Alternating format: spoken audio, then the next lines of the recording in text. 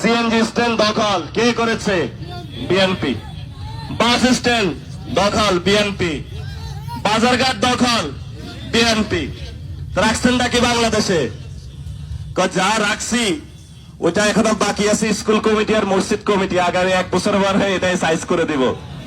তো বলে মসজিদের কাজ কি?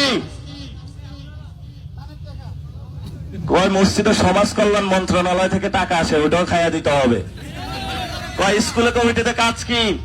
কয় বাচ্চাদের জন্য ছোট ছোট বিস্কুট আছে, ওই টাকাও খাইয়া দিতে হবে। 17 বছর বুকা ছিলাম, বাংলাদেশ আর 100 বছর খাইলেও তো এটা শেষ হবে না। তোমার জন্য লানত, তুমি মানুষের সেই জনগণের যে টাকা সেটা মেরে দিয়েছ, তুমি বাংলাদেশি কোন নাগরিক হইতে পারো না।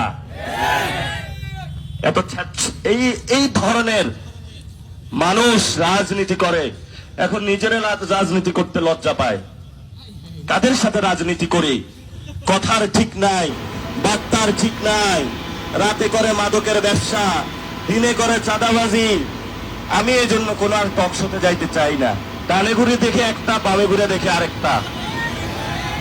আপনারা তো এগুলা থেকে গন্ধ পান না। দুর্নীতির গন্ধ খুব বিশ্রী গন্ধ। আপনার যারা সন্তান বাবারা এখানে একসাথ হয়েছেন, আপনার সন্তানকে বলবেন, বাবা তুমি অন্যায় থেকে দূরে থাকো। তুমি নির্যাতিত হয়েছ গত 17 বছর, এখন তুমি অহংকারী হইও না। আল্লাহর দিকে তাকায় হলো একটা সেজদায় পড়ে কালকে থেকে ভালো হয়ে যাও। আল্লাহ অনেক বড় ক্ষমাশীল। জনগণের যে টাকা তা ফেরত দিয়া দেন, স্কুল কমিটি টাকা ফেরত দিয়া দেন, বাস স্ট্যান্ড গুলা খালি করে দেন। যিনি বাসের ব্যবসা করে শ্রমিক তাদেরকে ছেড়ে দেন, তারা অনেক দুঃখ কষ্ট করে সারাদিন একটা বাস চালায়। সিএনজি স্ট্যান্ড ছেড়ে দেন।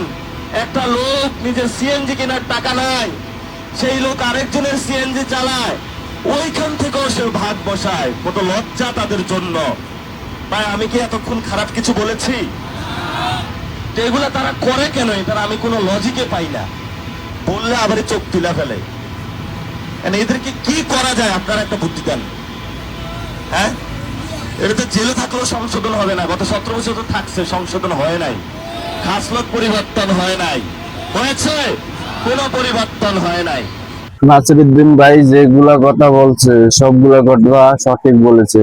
এখন বাংলাদেশের দুর্নীতি আর চাঁদাবাজি চলে, এটার প্রমাণ দেখেন। জায়গায় জায়গায় চান্দা, কেমনে যায় এমনি চান্দা, গাড়ি চালান যায় না ঠিক মতো।